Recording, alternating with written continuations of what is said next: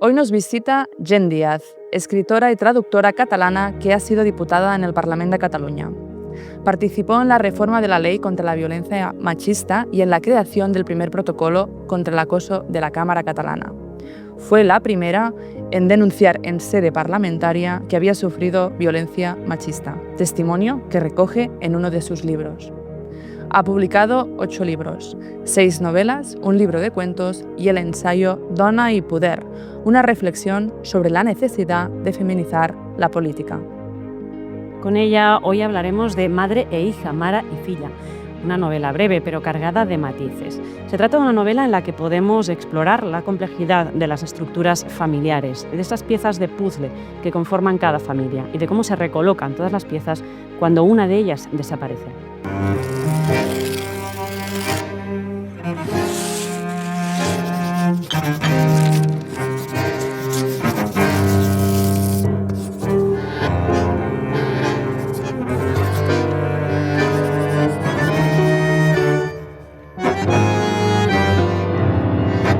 Bienvenida, Jen, a nuestra casa de letras.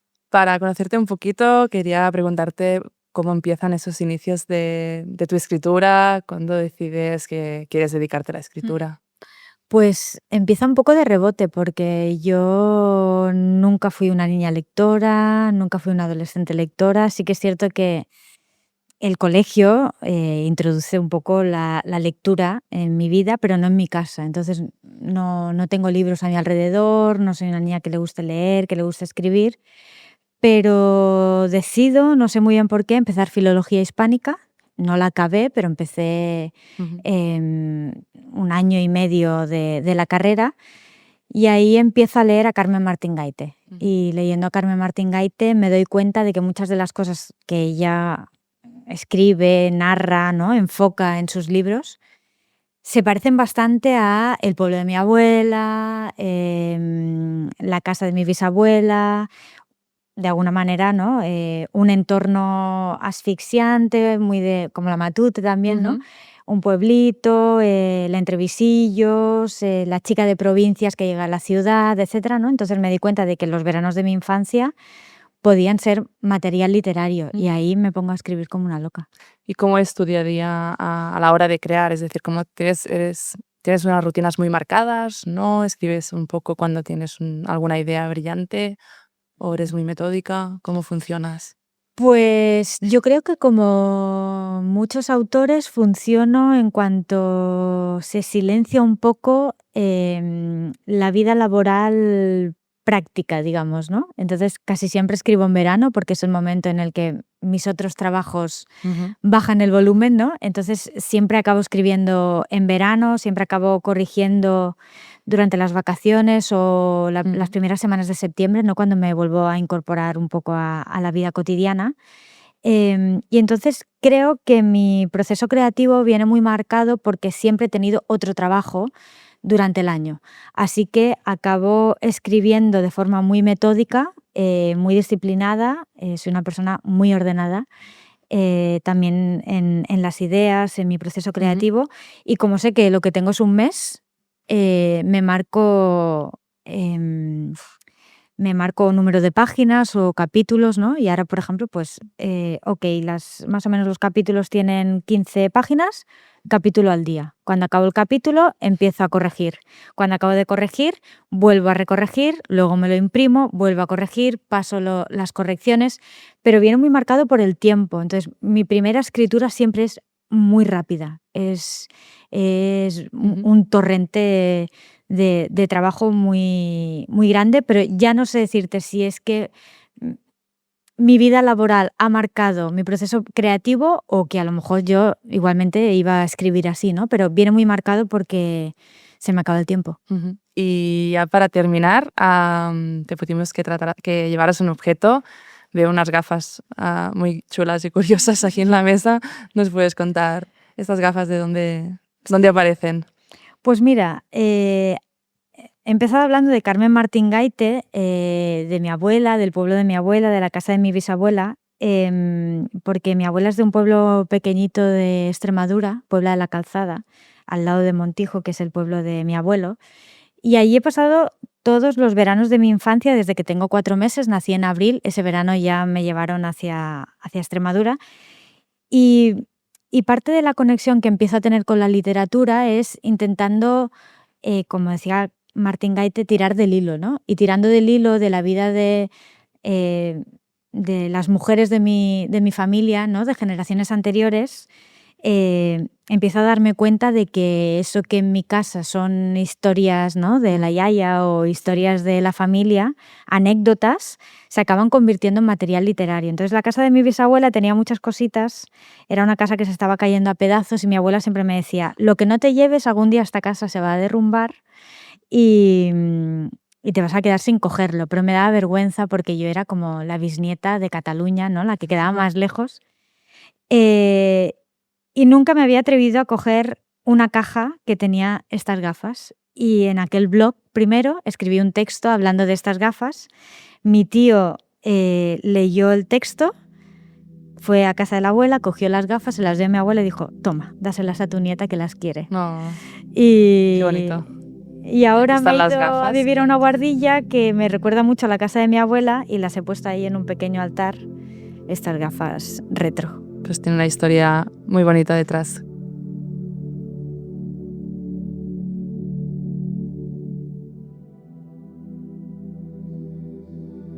Todo sería más fácil si mamá no fuera mamá.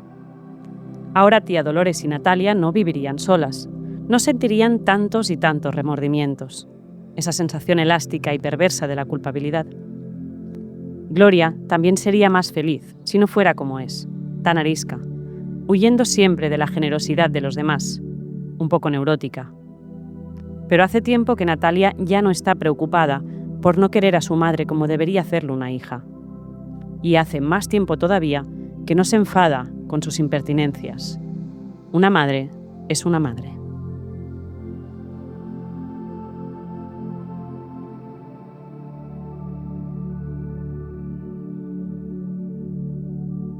Jen Díaz, muchísimas gracias por venir a la Casa de Puño y Letra y por quedarte también un ratito más aquí en el salón. Gracias. Hace nada estaba leyendo precisamente el inicio de Madre e Hija. Para empezar, y sobre todo de cara a los oyentes y las oyentes que aún no lo hayan leído, Madre e Hija se titula Madre e Hija, pero en realidad tenemos toda una constelación familiar porque hay una madre, hay 2 hijas, pero también hay una tía o cuñada y hay todo un puzzle que se desestructura de repente. Cuéntanos un poquito, para aquellas personas que aún no hayan tenido la oportunidad de leerlo, ¿a quién situamos en Madre e Hija?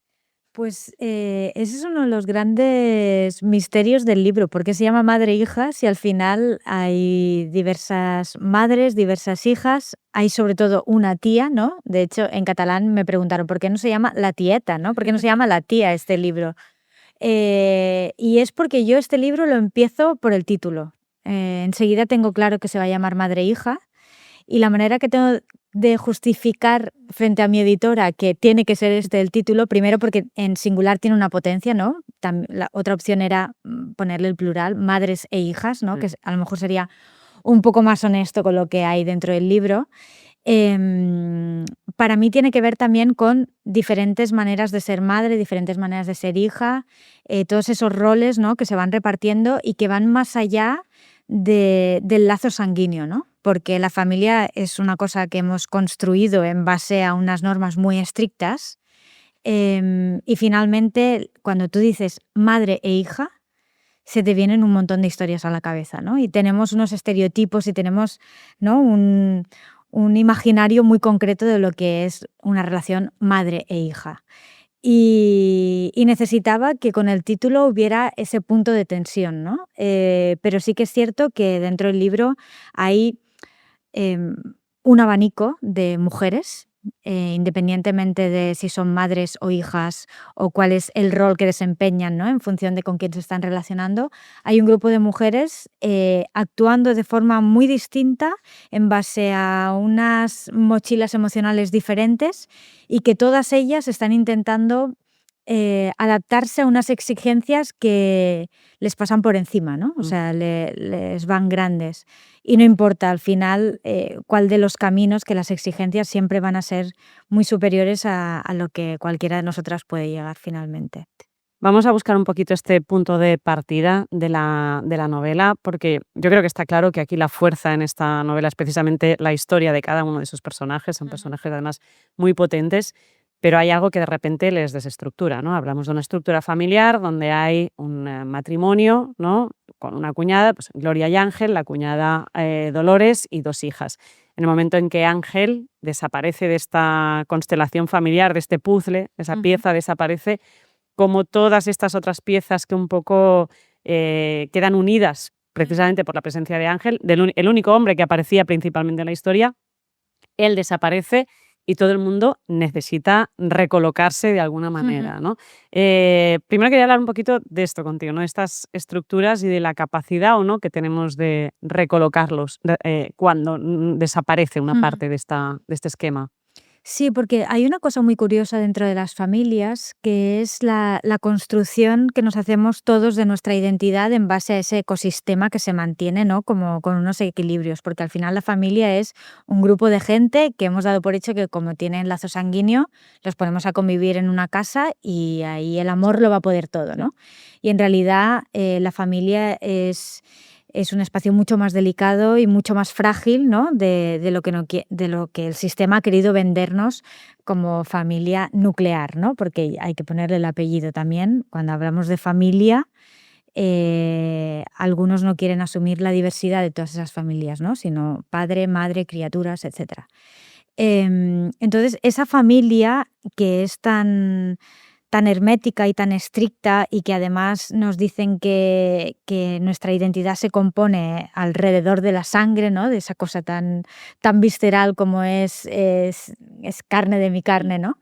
En realidad es un equilibrio muy precario, ¿no? Entonces, en el momento en el que Ángel muere, ese equilibrio que se estaba ahí como suspendido en el aire de esta familia con mayoría de mujeres, queda un poco descompensado, porque finalmente Ángel es el marido de, el padre de y el hermano de, con lo cual el resto de mujeres quedan un poco danzando, un poco desubicadas entre ellas, ¿no? Y yo creo que eso ocurre, y me he dado cuenta de que cuando en la familia aparece un nuevo integrante, después de muchos años, ¿no? De ser los mismos, por ejemplo, cuando las criaturas crecen o cuando hay, ¿no? Nuevas incorporaciones, los roles son completamente distintos. De repente, tu madre, que era una persona cerrada, que no hablaba de sus sentimientos, llega tu compañero o tu compañera a casa y es la persona más sociable del mundo y no sabes cómo ha pasado, ¿no? Y es simplemente que cambia el interlocutor. Entonces, en el momento en el que Ángel desaparece de este puzzle que decías, todas se tienen que ir recomponiendo, porque el lazo que les unía y un poco ese personaje que hacía de pegamento entre todas ellas, en la primera página ¿no? Muere, desaparece, se llama Ángel por alguna cosa. Y me interesaba mucho, que eso es una cosa que le he copiado a Natalia Ginzburg, que es cómo hacer que un personaje que no aparece en toda la novela, que no está, porque se ha ido, porque ha muerto, por lo que sea, tiene el peso de parte de las reacciones de todo lo que va a pasar en esos personajes, ¿no? Sin estar. Sin estar, pero marcando absolutamente. Entramos en terreno peligroso porque sí que me gustaría analizar un poco estos personajes que rondaban alrededor de Ángel y que son al final las protagonistas de la novela, sin hacer demasiado spoiler para aquellas personas que lo quieran leer. Con lo cual vamos a tener que hacer un análisis un poco con cierta distancia. Si te parece, vamos a empezar por Gloria. Es un personaje muy potente, es la mujer, o era la mujer de Ángel. Y quizás es un personaje que tiene ese punto a ratos de envidia o de no aceptar según cuando no acaba de ser la protagonista al mismo tiempo tiene muchas inseguridades y eso también hace que nos apiademos un poco de ella, ¿no? ¿Cómo es Gloria? O al menos yo bueno, igual solo he sido yo, pero a mí el conocer sus inseguridades me hacía acercarme mucho más a ella, pese a que me parecía muchas veces injusta en otras cosas. ¿Cómo construyes a Gloria? Y si solo me echo yo esta peli de las inseguridades. Es un personaje que genera un poco de antipatía, ¿no? Y es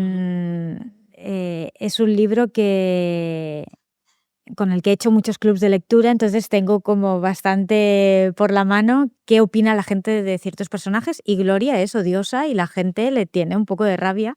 Así que me alegro de que tengas esa, Pues es cosa mía, ¿eh? esa cercanía con Gloria, porque Gloria nace un poco de mi necesidad de crear personajes femeninos madres que sean ambivalentes, porque normalmente, ¿no?, el canon nos ha puesto a la madre en un lugar de sacrificio, en un lugar sin ambivalencia, ¿no?, de entrega total, y se ha construido una idea de las madres que corresponde a una idea angelical de la mujer que provee a sus criaturas y al marido, y que es el sostén de la casa porque hace todas esas cosas invisibles que en realidad sabemos que si estuvieran remuneradas las señoras seríamos ricas.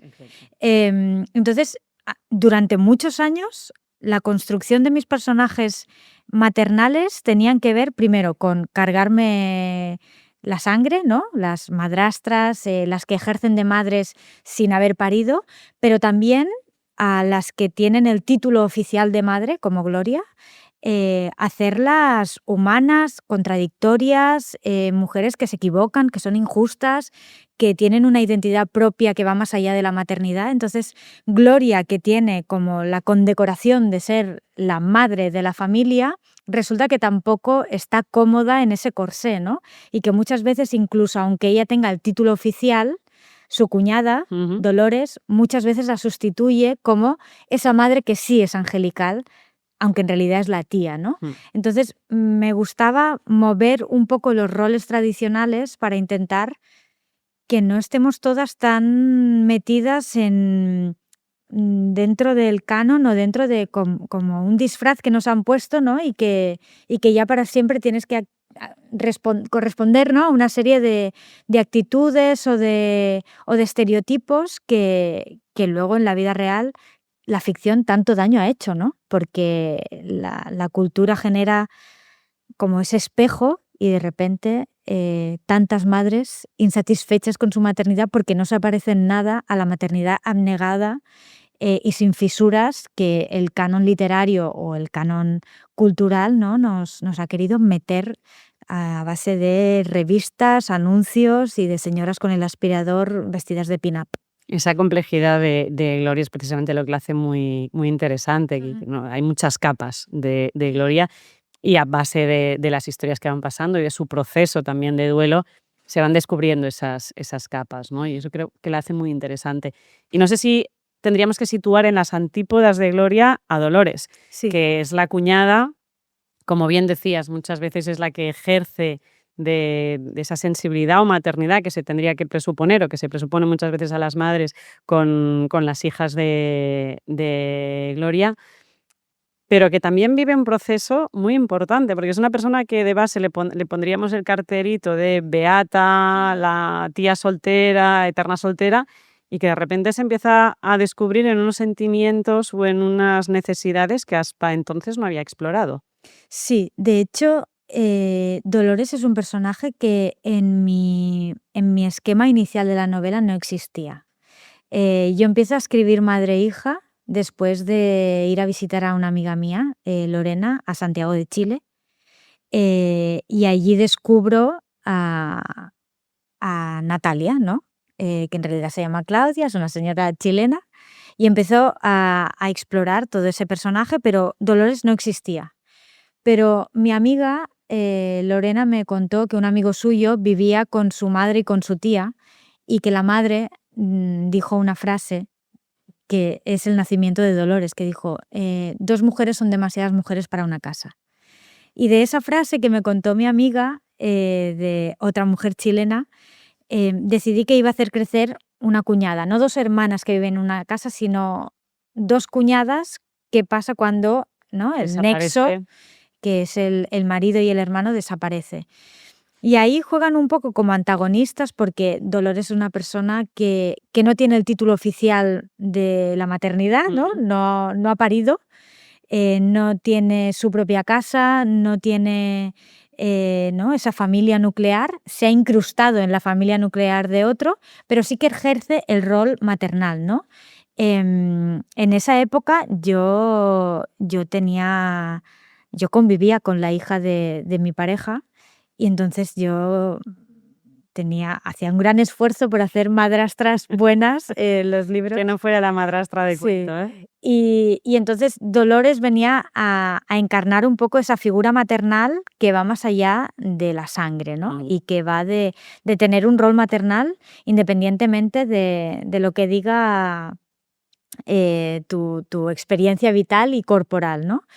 Pero sí que es cierto que Dolores fue creciendo en la novela y al final de un personaje que era completamente secundario y que yo no le iba a hacer nada de caso, me pasa con muchos personajes secundarios de mis novelas que finalmente toman protagonismo. Totalmente. Y acaban siendo más protagonistas que la protagonista inicial, que en mi cabeza era Natalia. Era el personaje al que yo le iba a dar toda la importancia de la trama principal del libro y finalmente Dolores se va engrandeciendo y tengo que decir que los clubes de lectura genera mucha insatisfacción, Dolores, porque no acaba de reaccionar, no acaba de tomar las riendas de su vida, está muy preocupada por el que dirán. Es el personaje que desde fuera estás diciendo, Por favor, reacciona, sí, ¿por que te dé igual esto. Ella vive un poco atemorizada por la figura de Gloria. Tiene asumidísimo su papel Sí, secundario. secundario. ¿No? Y ahí se queda. Eso es muy de Carmen Martín Gaite, hacer personajes secundarios que como lectora dices, quiero saber más de este personaje y me lo estás dejando aquí. Y yo sin querer se me acaban colando todos esos personajes que pretendían ser silenciosos y acaban haciéndose con el centro de la novela. Y Dolores genera, pues eso, mucha gente quiere como sacudirla, ¿no? Para que reaccione. Es curioso que digas que Natalia para ti era la Sí. protagonista de base, no sé, el feedback de los clubes de lectura, para mí sería la tercera en la historia, Imagínate. porque la verdad es que Gloria y Dolores tienen un peso muy importante, además esta ambivalencia de una a la otra pues da mucho juego, pero ahora quería hablarte precisamente de Natalia, ¿no? Que tiene también su propia historia, como decíamos, intentaremos no entrar no hacer mucho spoiler, pero sí que me he guardado un trocito que igual nos ayuda un poquito a retratarla de base. Dice, Natalia quería evitar la vulgaridad de un matrimonio infeliz y lleno de mediocridad, porque la mayoría lo son, pero eso también era un pensamiento demasiado moderno. Este punto de partida con Natalia, sitúanos un poquito a la hija que era tu protagonista. Ajá.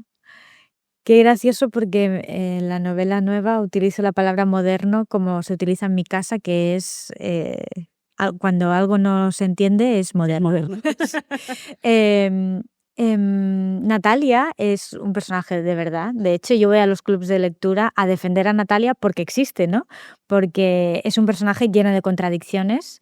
Es una mujer que tiene una idea muy concreta de lo que es el amor, que considera, como ahora decías, ¿no? Leyendo ese fragmento, ella considera que la convivencia, la mediocridad ensucian, ¿no? el amor elevado. Y eso es una de las cosas que yo viví en Santiago de Chile cuando conocí a Claudia. Ella tenía una relación con un hombre con el que no convivía, hacía muchos años que tenían una relación en la que se veían pues los viernes, y ella hizo una gran defensa de esa figura también muy literaria y muy estereotipada de la otra, ¿no? Ya. Y de cómo cuando no tienes el rol, el personaje principal dentro de ese ecosistema del amor, ¿no? Parece que te estás quedando con los restos y en realidad Claudia lo que defendía era que la otra se queda con el amor puro, porque no se ensucia, porque no se contamina, porque la convivencia ya sabemos que, ¿no? Tiba, desgasta y lo complica muchísimo, ¿no? Entonces, yo empiezo a escribir la novela intentando defender ese posicionamiento de Claudia, de Natalia, de la otra, siempre jugando a acabar con el rol impuesto, ¿no? Y a buscar, a explorar esos grises y esos matices de ciertos estereotipos. Pero me doy cuenta a medida que empiezo a desarrollar los personajes que yo a Claudia no me la creo, que yo a Natalia no me la creo, que es cierto que la convivencia se carga muchas cosas, ¿no? No solamente en el amor, cualquier relación cuanto más cercana, ¿no? Más real, más compleja, más capas, más, ¿no? Más lucha, digamos. Pero lo que yo no le acepto a Natalia es considerar que eso está creado desde la igualdad. Ujú. Entonces, yo empecé a escribir madre e hija en primera persona, hablaba Natalia, y cuando llevaba 30 páginas decía, bueno, esto no funciona y no sé qué pasa. Era mi primera novela en catalán y pensé, igual es eso, que no es mi lengua materna, a lo mejor estoy chocando, ¿no? con la lengua que he elegido, y en realidad era que yo, Jen, no compraba la tesis de mi propia protagonista, la cambié a tercera persona, manteniendo la cercanía de la primera, y en ese momento empezó a funcionar y a fluir mejor mi propia escritura, porque yo ya no tenía que defender a Mateo. Yo ya no tenía que defender ese amor, esa defensa del amor que no se ensucia, que no se mancha y que no se deteriora con la convivencia. Y en el momento en el que yo pude empezar a criticar a Mateo desde la novela con más libertad, la novela empezó a encontrar, ¿no? su espacio en la escritura. La libertad de la tercera persona, es un regalo. Una maravilla. Yo intentaba mantener el foco de la primera y que Natalia no se me fuera mucho de foco, centrada mucho en ella, pero al mismo tiempo tener la libertad de vez en cuando de una muesquita a Mateo. Y aquí te regalo. Y luego en los clubs de lectura, pues los hombres se me quejan, claro. Bueno, se puede contentar a todo el mundo, ¿no? Yo estoy equilibrando el canon histórico. Llevamos años acumulados en la mochila, tienes ese derecho. Exacto. Vamos a pasar muy de puntillas por Ángela, porque es un personaje que queda, es la otra hija, aparece muy poco, pero un poco es como que transpira esa rabia del que tiene cierta superioridad, como que cree que ha hecho las cosas correctas y mira a los demás con distancia, bueno, como por encima del hombro un poco, ¿no? Sí, Ángela es un personaje que es el personaje que sí que se mantiene secundario,